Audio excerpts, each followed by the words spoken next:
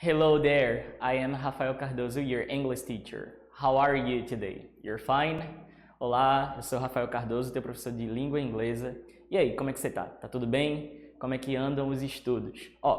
Antes da gente dar sequência ali para o conteúdo da nossa aula de número 2, se você não conferiu a aula de número 1 ainda, dá uma olhadinha no canal do EducaPE no YouTube, que todas as aulas estão lá registradas, tá? Não somente de língua inglesa, mas como dos outros componentes curriculares também.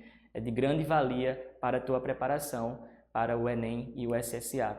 E aí, antes da gente seguir, vamos só dar um resgate, uma revisada geral ali do que a gente trabalhou na lição número 1. Você lembra do que a gente tratou lá na lição número 1? A gente falou rapidamente sobre a estrutura, né, a diferença entre Enem e SSA. A gente viu que o Enem tem 5 questões de língua estrangeira, que pode ser inglês ou espanhol, enquanto que o SSA vai te cobrar 10 questões. O Enem é mais uma questão de compreensão e interpretação textual. Então, tu vai precisar ler um texto lá que pode ser de diferentes gêneros textuais, tá certo? Ler, compreender e responder questões sobre aquele texto. E a gramática no Enem funciona como um auxílio interpretativo. Então, se você tem um conhecimento da gramática, isso vai te ajudar. A gente discutiu isso na lição número 1. Já o SSA, além dessa questão de compreensão e interpretação textual, ele vai te cobrar também algumas questões gramaticais. Então, a gramática para o SSA, ela não funciona somente e apenas como auxílio interpretativo. É importante que você tenha um domínio para que você possa responder questões pontuais sobre alguns aspectos. E esses aspectos gramaticais, inclusive, eles são divulgados pela própria banca, pela UPE. Então é importante que você consulte o edital, que você dê uma olhadinha nessa lista e se prepare um pouco melhor. Além disso, dessa diferença entre esses dois tipos de exames e vestibulares, a gente tratou também sobre phrasal verbs, né? Eu já comecei a nossa aula falando um pouquinho aí sobre esse assunto que é tão temido por estudantes brasileiros que estudam a língua inglesa. Temido não pela ideia, porque a ideia do assunto é um assunto fácil, mas pela amplitude de exemplos que a gente tem dentro desse assunto. Tá? E aí vamos só relembrar o que seria phrasal verbs. É quando eu tenho um verbo da língua inglesa e esse verbo ele não está sozinho, tá? Ele está acompanhado por uma partícula. E aí eu te disse na última aula que essa partícula ela pode ser ou uma preposição ou um advérbio. E quando esse verbo acompanha essa partícula, a mágica acontece, né? Aí onde está a grande dificuldade do negócio. É que quando esse verbo não está sozinho, está acompanhando essa preposição ou esse advérbio, ele vai ganhar uma nova tradução da que ele teria, né? Diferente da que ele teria se estivesse de forma isolada. A gente viu o exemplo do look after, por exemplo. Look after. O look sozinho é o verbo, literalmente, de forma isolada, é traduzido como olhar, né? Mas quando eu utilizo a preposição after lá, a gente já vai ter uma outra tradução para essa expressão. Podemos considerar que verbos frasais são expressões, né? Então, look after significa tomar conta, cuidar, vigiar. Então, observa que tem uma tradução por trás do que está escrito. Tudo isso foi discutido na nossa última aula, além de outras particularidades que você pode voltar lá se você não viu, e se viu e quiser revisar, está sempre disponível, está sempre na palma da tua mão, para que tu tenhas acesso o tempo inteiro, tá? E aí, hoje, a gente vai falar um pouquinho sobre false friends, synonyms and antonyms. Traduzindo para a língua portuguesa, a gente vai falar um pouquinho sobre falsos cognatos, ou traduzindo literalmente ali, eu tinha dito anteriormente, né? False friends, que são os falsos amigos. Daqui a pouco a gente entende o porquê que eles são chamados dessa forma. A gente vai falar um pouquinho também sobre sinônimos e antônimos, que a gente viu nas aulas de língua portuguesa, mas a gente vai ver hoje um pouquinho com língua inglesa também. E aí a primeira pergunta que está na tua tela: do you know what false friends are? Do you know what false friends are? Você sabe o que seriam esses falsos amigos, ou mais tecnicamente falando, os falsos cognatos? Você já ouviu falar sobre isso? Se não, fica aqui comigo que eu vou te dizer agora, tá? Os falsos amigos é quando eu considero duas línguas diferentes, dois idiomas diferentes. Vamos pensar por enquanto, entre português, que é a nossa língua materna, e a língua inglesa, que é a língua que a gente está estudando aí para os vestibulares, correto? Quando eu faço uma comparação entre essas duas línguas, eu vou ter palavras que são muito parecidas esteticamente, quando eu falo da grafia, da forma escrita, e que são muito parecidas também na pronúncia, na forma como eu pronuncio. Você provavelmente já se deparou com um monte de cognato e provavelmente com um monte de falsos cognatos também. Mas, Rafa, qual que é a ideia de falso cognato? Me explica isso melhor. É quando eu tenho essas palavras que são muito parecidas entre ambas as línguas, inglês e o português, por exemplo, só que a tradução é totalmente oposta ao que parece ser. É um pouquinho ali parecido com a ideia lá do verbo frasal, que a gente viu na aula número 1. Né? Verbo frasal, o verbo quando está acompanhando a partícula ganha um sentido diferente. Já os falsos cognatos, eu vou dar um exemplo para vocês, vários exemplos aí no nosso material a seguir, né, de falsos cognatos. Então lembra, eu tenho uma palavra no inglês que é muito parecida com outra palavra lá da língua portuguesa, mas o sentido é totalmente distinto. E aí, a outra pergunta que está na tua tela em inglês, why is it important to know them? Why is it important to know them? Por que é importante aprender e ter conhecimento dessa listagem de falsos cognatos e dos cognatos em si? Porque, às vezes, quando a gente pega lá o texto do Enem, do SSA ou de qualquer outro vestibular que tenha a língua inglesa ali como parâmetro, a gente pode ler uma coisa, achar que está entendendo de uma forma, mas a tradução é outra por trás. Então, ter o conhecimento desses desses falsos cognatos e dos cognatos pode te ajudar, se você tem conhecimento deles, ou te atrapalhar, ser um vilão ali no momento da tua prova, caso você desconheça essa disparidade aí de sentidos e de significados. E aí, para ficar mais fácil o teu entendimento, né, para que você consiga entender mais o que é que seria essa ideia dos falsos cognatos, let's check some sentences. Vamos dar uma olhadinha em algumas frases que vão aparecer aí na tua tela. A primeira frase que a gente tem, e aí eu vou pedir para que você, à medida que você assiste essa aula aí, tá, de onde você está, que você repita comigo em voz alta, pode gritar por aí mesmo, tá? Me escuta direitinho, repete comigo e vai observando como essas palavras são escritas. Então, a frase número 1 que eu trago para você aí é a seguinte, I will assist you with your project. Vou um pouquinho mais devagar, I will assist you with your project. Se a gente fosse parar para analisar essa frase aí, lembra, tua língua materna é a língua portuguesa, você está aprendendo inglês. Mas quando você olha para essa frase da tua tela, tem alguma palavra que parece muito com a tua língua, com a língua portuguesa? A gente consegue encontrar ali, por exemplo, a palavra assist e a palavra project também. É muito parecido com o português, não é? Só que aí eu vou te dizer o seguinte, assist, que está aí na tua tela, que está nessa frase, não tem nada a ver com assistir. Por exemplo, você aí de casa, você está assistindo a aula de língua inglesa agora. Só que assistir em inglês não é escrito dessa forma. Isso aí é um exemplo de falso cognato, porque parece ser uma coisa, mas não é. Então, presta muita atenção, cuidado. Rafa, quantos falsos cognatos a gente tem no inglês? São vários. Se a gente for fazer uma pesquisa na internet, a gente vai encontrar uma lista de A a Z. O que é que eu faço para aprender, Rafa? Querendo ou não, gente, é sentar, é estudar, é ler, é saber, é conhecer essas palavras, né? Esses cognatos e falsos cognatos. Saber que eles existem é fundamental. Então, project, que está ali, que eu também acho que é muito parecido com a palavra do português, né? Project, assim que eu vejo aquela palavra, que eu escuto a pronúncia dela, me faz lembrar da palavra projeto da língua portuguesa. E realmente, project é traduzido como projeto. Então, nesse caso aí, eu tenho um exemplo de cognato e não de falso cognato. Eu acredito que com esse exemplo número 1, essa ideia tenha ficado muito clara para você. Mas a gente tem alguns outros exemplos, só que antes de ver o exemplo número 2, aquilo que eu já te disse na tua tela, assist passa a ideia de ajudar, de dar suporte, de dar assistência, certo? E, Rafa, então, se assist significa isso, como é que eu diria assistir em inglês? O verbo assistir em inglês, a gente pode utilizar o to watch. to watch. Então se liga nisso. Voltando lá para a frase número 1 para a gente ver a tradução, ó. I will, lembra que esse will, a gente vai ter uma aula sobre isso mais à frente, tá?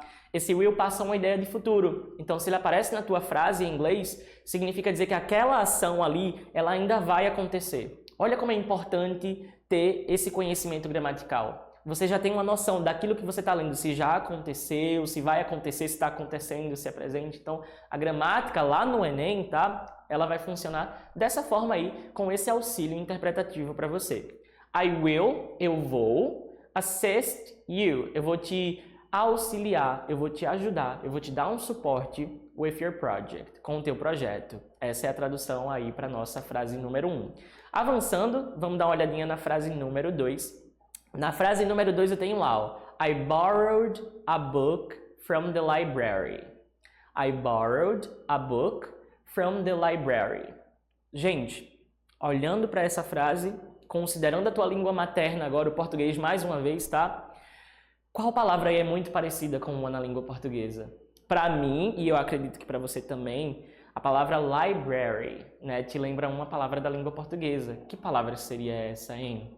Será ou seria livraria?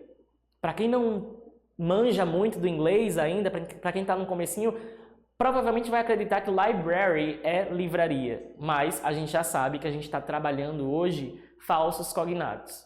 E que se isso parece livraria, não é. Tem uma outra ideia, tem uma outra mensagem. Então olha aqui na próxima tela comigo, ó. Library é traduzido como biblioteca. Mas, Rafa, então como é que seria livraria em inglês? Está lá na parte de baixo do exemplo, ó. Livraria em inglês a gente tem duas possibilidades que você pode utilizar. A gente tem o bookshop e a gente tem o bookstore. Bookshop e bookstore. Massa, né? Então, fica ligado, fica esperto que na hora do teu texto você pode dar de cara ali com vários exemplos de falsos cognatos. Então, fica muito atento a isso. Frase 3. Olha a frase 3, gente, ó.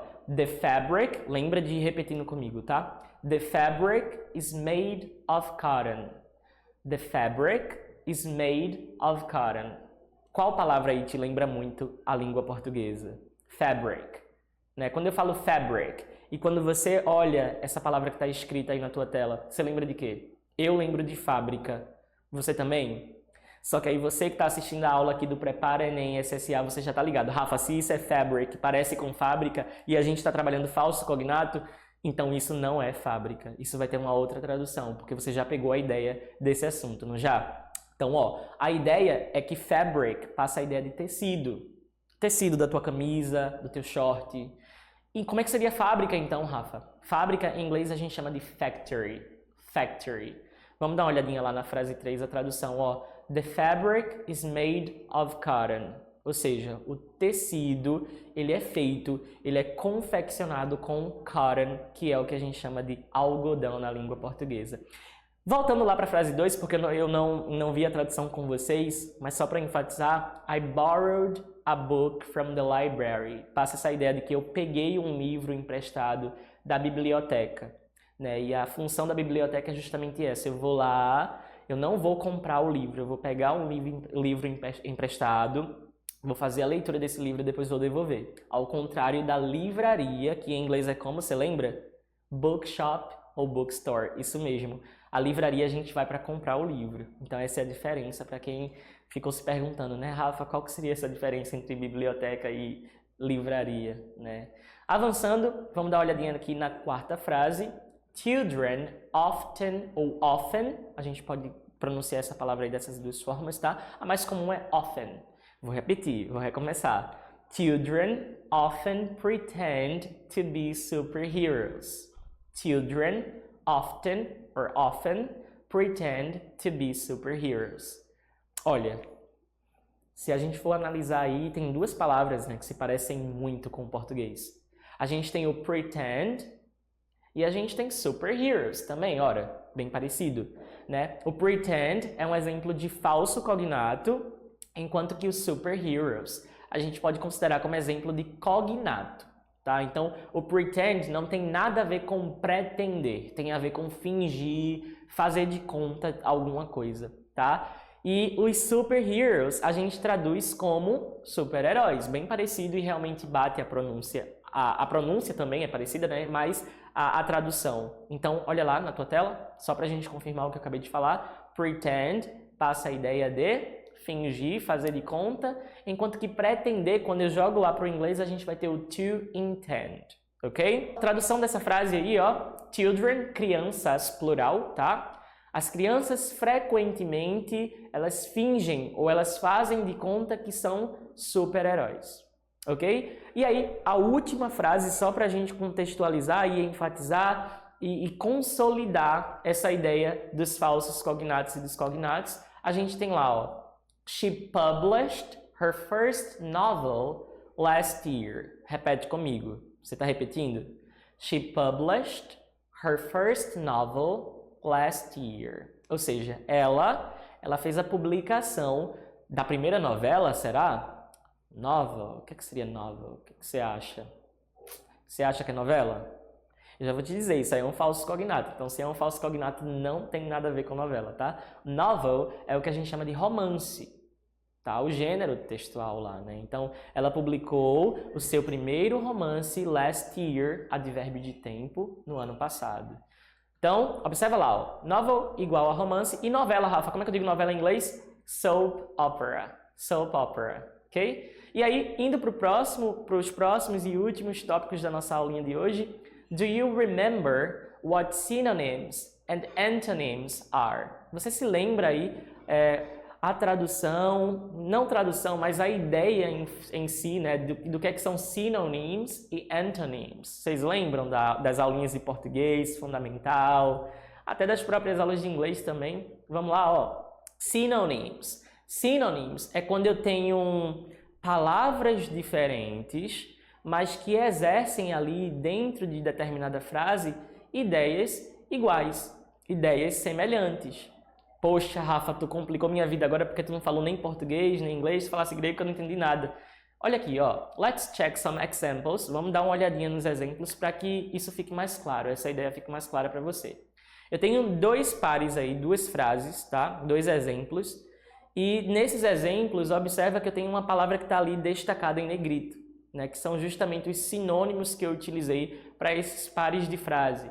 Vamos analisar a primeira. Repete comigo, continua repetindo, que é importante para o teu speaking, tá? Para a tua pronúncia, para a tua fala. She felt happy when she received the good news. Ou seja, ela se sentiu muito feliz quando recebeu as boas notícias, né? As novidades. A próxima frase, she was joyful when she received the good news. Ora, o que aconteceu de diferente aí? Eu troquei a palavra happy pela palavra joyful e isso não teve nenhuma alteração de sentido da tua frase.